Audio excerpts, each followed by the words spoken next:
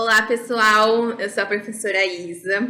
Hoje nós vamos fazer uma aula de física e que a gente vai falar sobre a dilatação térmica, que é um conceito que fica ali dentro de termodinâmica, beleza? Então, vamos falar um pouco sobre como que os corpos se dilatam, se contraem e por aí vai. Bem, a dilatação ou a contração dos corpos se dá através de quando você aquece ou você resfria, né? Você tira o calor daquele corpo. Então, aquele corpo ou ele vai dilatar, vai aumentar de tamanho, ou ele vai se contrair, ou seja, vai diminuir de tamanho, beleza? E aí a gente pode ver isso no nosso dia a dia, com fios, quando os fios telefônicos, às vezes, sabe quando, não sei se na sua região, os fios eles ficam em postes, né? Aqui, pelo menos na minha cidade, é assim. E aí, quando a gente vê o fio, ele vai ficar tipo uma barriguinha. E aí, esses dias, essa barriguinha, ela vai aumentar nos dias quentes. Por quê? Aquele fio se dilatou. E também existem as pontes, né? Por exemplo, a ponte Rio-Niterói aqui no Rio de Janeiro. Existe, vira e mexe, tem a fake news dizendo que ela tá rachada, que ela vai cair, e toda vez a gente tem que ir lá, olha, não é isso que acontece. Então, vamos ver isso na foto? Então, aqui, ó, aqui eu não trouxe nenhuma foto de um dia nublado, né, quente, trouxe mais um dia nublado, e que a gente consegue ver esse postezinho, ó, esse fio saindo do poste, tendo essa barriguinha, e essa barriguinha é a dilatação do fio, beleza? E a ponte Rio-Niterói aqui, ó, tá vendo? Parece uma rachadura, mas se a gente vê, é exatamente uma parte se encaixando na outra. E o que acontece? Se não deixar esse vão, é que a ponte pode cair. Então, esse vão existe para a ponte não rachar. Então, toda vez que o dia tá muito quente, isso foi calculado na época que foi feito, né? Quando tá muito quente, a ponte, o que acontece? Ela vai se expandir. Então, quando ela se expandir e não tiver local para ela se expandir, vai chocar, uma parte vai chocar na outra, e aí vai ocorrer a rachadura de verdade, né? Então, existe um espacinho entre uma viga e a outra, né?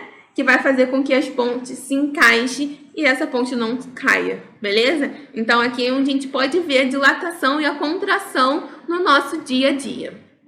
E aí existem alguns tipos de dilatação. Vamos ver no próximo slide a primeira delas. A primeira é a dilatação linear, ou seja, é aquela dilatação que ocorre em apenas uma dimensão. Então, por exemplo, um fio. Um fio ele pode aumentar e diminuir de tamanho. Então, ela ocorre em uma dimensão. Beleza? Então, fios, vigas são exemplos de uma dilatação linear. Então, imagine o seguinte, eu tenho um fiozinho de comprimento L0, então aqui, ó, representado por L0, e aí eu coloco uma chaminha ali para esquentar aquele fio, um calor qualquer ali. Então, aquele fio, ele vai aumentar de tamanho de acordo com a dilatação térmica que esse calor que ele está recebendo ocorre. Então, ó, ele vai ter um θL, né, uma variação desse tamanho, que eu vou chamar de θL, que está representando aqui dos lados. Lembrando que a dilatação ela não ocorre em apenas um lado, né? Ocorre nas duas direções, né? Então, eu tenho que o ΔL, né, que é essa variação, vai ser igual o comprimento inicial dele vezes o alfa vezes a variação de temperatura que ocorreu ali. O que é isso? O que cada um desses termos representa? O ΔL vai ser a variação de comprimento. Isso vai ser igual ao L0, que é o comprimento inicial, o alfa, que é chamado de coeficiente de dilatação linear. Então, isso é uma característica intrínseca de cada um dos elementos. Então, o alumínio vai ter um coeficiente de dilatação igual a um valor. A madeira vai ter outro valor e por aí vai, né? Então, o alfa geralmente não, é um valor determinado pela característica do material que vai ser expandido ou contraído, né? E o ΔT é a variação de temperatura que ocorreu ali. Então, se ele tinha 20 graus inicialmente e 40 graus no final, ocorreu ali uma variação de 20 graus Celsius de temperatura, beleza? Não se esqueçam de ficar de olho sempre na unidade que está sendo tratado, né? Então, ΔT pode ser Kelvin, pode ser graus Celsius, né? Então, a gente tem que ficar de olho pelo dado que vai dar, né? O que geralmente vai nortear a gente vai ser o coeficiente de dilatação. Se ali no coeficiente de dilatação vai ter 1 grau Celsius, a gente vai deixar a nossa temperatura na unidade de grau Celsius. Se tiver em Kelvin, a gente vai colocar a nossa temperatura em Kelvin e por aí vai, beleza? Unidade é sempre muito importante, pessoal. E agora, a gente vai ver no próximo slide mais um tipo, que é a dilatação superficial. O que é a dilatação superficial? É aquela que ocorre em 2 dimensões. Então, por exemplo, uma placa de alumínio, né, que a gente tem 2 dimensões para observar, um papel, 2 dimensões e por aí vai, beleza? Então, vamos imaginar o seguinte, eu tenho uma chapa de metal, tamanho, a área inicial dela a gente vai chamar de A0, e ela é colocada perto de alguma fonte de calor, por exemplo, uma chama. Então, a chama está ali esquentando a chapa. O que vai acontecer? Essa chapa ela vai se dilatar e vai ganhar uma nova área. Então, essa parte que ela ganhou extra, a gente vai chamar da variação da área daquilo dali, né? Então, eu tenho que a variação da área, o meu ΔA, vai ser igual à área inicial vezes o beta, que o beta é o coeficiente de dilatação superficial. Ele, bem como o dilatação linear, ele é intrínseco do material e lembrando que o beta ele vai ser igual a 2 vezes o meu alfa, tá? Porque uma em uma dimensão, outra em 2 dimensões, então a gente tem que ter cuidado com isso, porque dependendo da questão, o que acontece? Eles não vão dar o meu beta, eles vão dar o coeficiente de dilatação linear é o tal. E a gente vai lá e coloca ali o coeficiente. Vai estar errado, porque a gente tem que trabalhar com a superficial. Então, vai ser 2 vezes a dilatação, beleza? E a variação de temperatura, que é o nosso ΔT, beleza? Então, assim, a gente vai conseguir estimar o tamanho que essa chapa aumentou.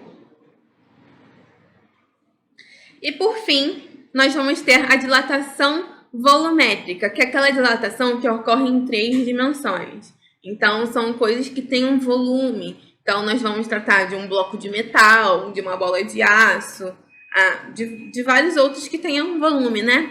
Então, imagine que a gente tenha um bloco de aço, sei lá, e que ele tem um volume inicial que a gente vai chamar de V0.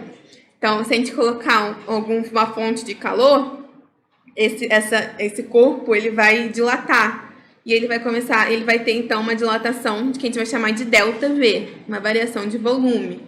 Então, nós temos que o ΔV, que é a variação do volume, vai ser igual ao volume inicial multiplicado pelo esse gama, que é o coeficiente de dilatação volumétrica, e o meu ΔT, que é a variação de temperatura. Igual ao coeficiente de dilatação superficial, esse daqui ele também vai ser multiplicado, uma multiplicação do alfa, né? Que é a dilatação em uma dimensão só. Então, eu tenho que o gama vai ser igual a 3 vezes o alfa. Lembre-se sempre disso, gente. Então, eu tenho as 3 dilatações. Elas são muito parecidas no jeito da gente estimar. A única coisa que vai variar vai ser o valor do coeficiente, que vai ser alfa, beta, que vai igual a 2 vezes alfa, e gama, que é igual a 3 vezes alfa. Beleza? E agora, para a gente terminar, a gente vai falar sobre a dilatação de espaços vazios. Então, imagina uma porquinha de parafuso.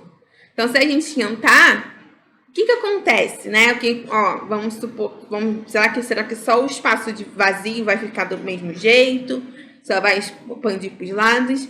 Mas acontece que todos os corpos que eles têm uma parte que é oca, o meio, né, o espaço vazio, ele vai dilatar igual se ele fosse um objeto que fosse é maciço, tá? Então, por exemplo, imagine a porca que eu dei o exemplo para vocês.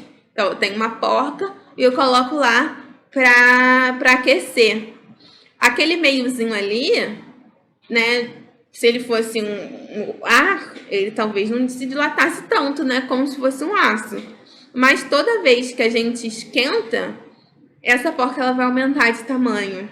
Então, eu vou ter o seguinte, eu vou ter que os espaços vazios, né, que estão aqui, eles vão ser dilatados igualzinho os espaços que são maciços.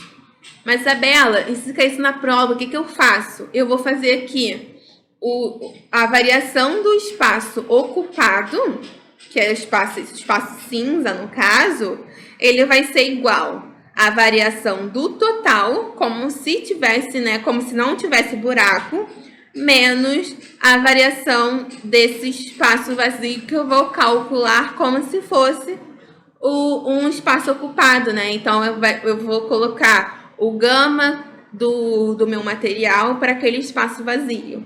E aí eu vou poder calcular quem vai ser o volume ou a área daquela porca após o aquecimento. Beleza? Então é isso, gente. A nossa aula de dilatação ficou por aqui. Espero que vocês tenham compreendido todas as etapas e não se esqueçam de entrar lá na plataforma e conferir os exercícios resolvidos dessa disciplina para que os conceitos fiquem melhor estabelecidos na nossa cabeça, beleza? Então é isso, eu deixo aqui a frase do Paulo Coelho, que diz o seguinte: por medo de diminuir, deixamos de crescer. Por medo de chorar, deixamos de sorrir. Então, não deixe de fazer nada. Então, não deixem que falem que a gente não vai conseguir, porque a nossa meta está bem definida. E é isso, gente. Obrigada pela atenção, bons estudos e até a nossa próxima aula.